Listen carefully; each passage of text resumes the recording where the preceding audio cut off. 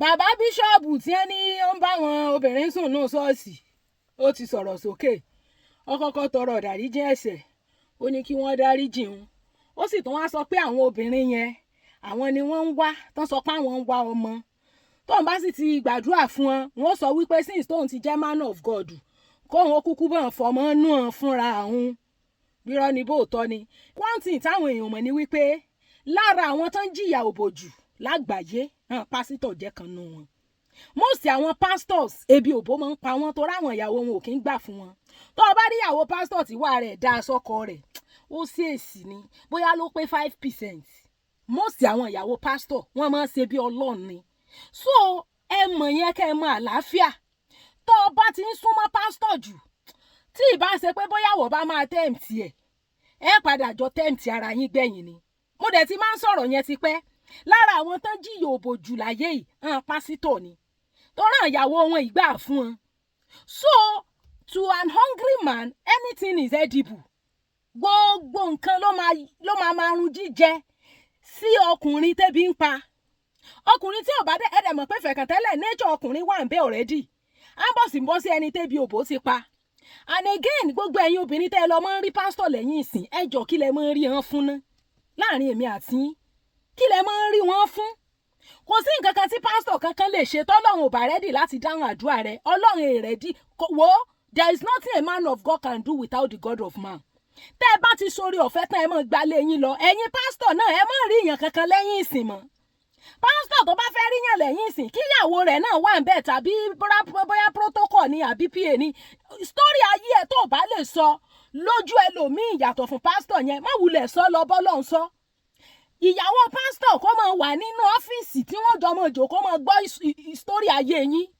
ṣùgbọ́n kẹ́ ẹ lọ máa dárí pásítọ̀ kẹ́ ẹ máa pọ́n ọmú dókè ìgbà tí wọ́n ń sọ̀rọ̀ gébú pọ́n bá àwọn èèyàn sùn tí mo sọ pé tó tẹ́ bá mọ̀ pé gébú ń bá yín sùn ẹ má lọ ṣọ́ọ̀ṣì rẹ̀ mọ́ ó ní lédì kan tó bá mi gàǹgbà náà tó lé mi àwọn fíktìmù ilé mi ní kán mọ́ lọ bì kan mọ́ mo ní òkè gbogbo àwọn tán ní gébú dó àwọn ìsólọ́dún wọn nù yàrá wọn ni ṣé báwọn náà lọ bá ẹni tí àbá lọ rí pásítọ̀ lẹ́yìn ìsìn ṣé pásítọ̀ ṣé ó lè dogun pé wọ́n ń bára wọn sùn ẹ mọ̀ wá àwọn pásítọ̀ lọ mọ́ fẹ̀kàntẹ́lẹ̀ bí òbò ó ń pa wọ́n ìyà òbò jẹ́ a lot of them this is not a kind of story o it's a true talk pásítọ̀ tí ò bá jíyà òbò bóyá ìyàwó rẹ̀ dá sí i tàbí pásítọ̀ kan lówó bí irú ọ̀jí òun ńláńlá wọn ìyàwó wọn ti mọ̀ pòwó wà bẹ́ẹ̀ pásítọ̀ tó yẹ pé òsì mọ́ọ̀chì lọ́wọ́ wọn tó ń kàn ń wojú ọlọ́run wọn máa ń jíyà òbò èyí tí ọba sì jìyà òbò mi máa ń ní girlfriend àìmọye wọn tí wọn máa ń wá nú DM tí wọn máa ń wá ṣàlàyé mọ́ narrate ọ̀díìlì wọn kí náà ó ṣe ẹ̀ mọ́ forítì náà ni kò sí ní tẹ́ẹ̀sì I am telling you so fẹ̀kàntẹ́lẹ̀ ebi òbò ń pa pásítọ̀ already ìwọ wá dé o wá pọ́n ọmú dókè ẹ tún mọ́ lẹ́yìn wọ́ mọ́ kò sí nǹkan kan tí pastor fẹ́ ṣe pastor is not a baby factory or my baby manufacturing industry you know àwa ní ìkan wà nínú àwọn torí fídíò yẹn àwọn women yẹn wọ́n ná tó 5 àbí 7 o ìkan wà nínú wọn tó jẹ́ pé arúgbó ni tó ti wà of age ṣé yẹn náà ń wọ́ ọmọ ni àbí sì náà jọ ń bẹ lára àwọn méjèèjì ẹ jọ ń torí ọlọ́run ẹ cancel pé ká máa rí pastor lẹ́yìn ìsìn cancel it and if you must see pastor after service his wife must be there. Then ẹ̀yin ọkùnrin gbogbo ẹ̀yin ọkùnrin táwọn ìyàwó yín bá ti ń ṣe pẹ́pẹ́ fúrú sàn pásítọ̀ jù ẹ mọ́ fura pánsá ò fura pánsá jáná àjò fura àjádì bọ́ńdé ọba fura olè ní òkò lọ o onílé tí ò bá fura olè ló máa kó lọ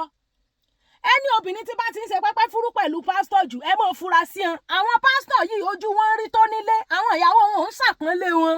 so báwọn ìyàwó yín bá ṣe ń ṣàpọ́nlé ti àwọn pásítọ̀ yẹn inú wọn mọ̀ dùn orí wọn mọ̀ wú okó wọn mọ̀ lé nítorí àpọ́nlé ìmọ̀ ń jẹ́ kórí ọkùnrin ó wú ni so as much as tí wọ́n bá ti ń ṣe dáadáa sáwọn pásítọ̀ yẹn inú àwọn pásítọ̀ yóò mọ̀ dùn ọkàn wọn mọ̀ fà sí wọn obìnrin tí bá ń pọ́nkùnrin lé ọkùnrin yẹn máa wà moved towards obìnrin yẹn is natural so nínú àwọn àpọ́nlé àpọ́njù àkíàkíjù you know tí àwọn ìyàwó yín ṣe fáwọn pásítọ̀ yìí wọ́n ń seduce wọn ni I am telling you ẹ jọ ń torí ọlọ́run ẹ ya àwọn pásítọ̀ ẹ yà wọ́n sí mímọ́ ẹni tí ìyàwó ẹ̀ bá ń fi yòòbò jẹ he should go and look for the right way bóyá kó wá bí ó ṣe fẹ́ yàwó bí ó bá sì resign kó ń di iṣẹ́ ìrànṣẹ́ ni kó lè rí ìyàwó mi ìfẹ́ bí ó bá sì kọ́ ti ilé ẹ̀ tí ó fẹ́ mi ni tọ́ra àwọn obìnrin ẹ̀ change especially tó bá ti mọ̀ pé ọkùnrin kò lè fẹ́ yàwó mi wọ́n máa fayé ní lára dọjọ́ kú ni so àwọn pásítọ̀ so tó bá pọ́n láńbé bí òbò lọ bá wọn wọ́n likely láti dó ẹ. Mo ń sọ fún ẹ dẹ́nà ẹ̀yin pásítọ̀ náà ẹ má máa rí àwọn obìnrin lẹ́yìn ìsìn. Obìnrin tó bá fẹ́ rí yín lẹ́yìn ìsìn kó mọ́ ọkọ ẹ̀ lọ́wọ́ òun àtọkọ ẹ̀ nìkan jọ wá láti wá rí yín. Yes pásítọ̀ tí ìsìnà bá wà lára ẹ̀ tí obìnrin ò bá lọ gbé òbò bá kò ní lọ rèpù obìnrin yẹn mọ́lẹ̀ náà. Jìbìtì ò sẹ́nìkan lùsì náà ò ṣe é dáṣe náà. Tí ìbá ṣe pé ìfún kó ṣe pé ara pásítọ̀ gan ni ìzìnà wà àbí bóyá ebi òbò ń pa pásítọ̀ yẹn tí wo bá gbóbò lọ bá kò ní dó ẹ náà ṣó wá fọ́ọ̀sì ẹ mọ́lé ni.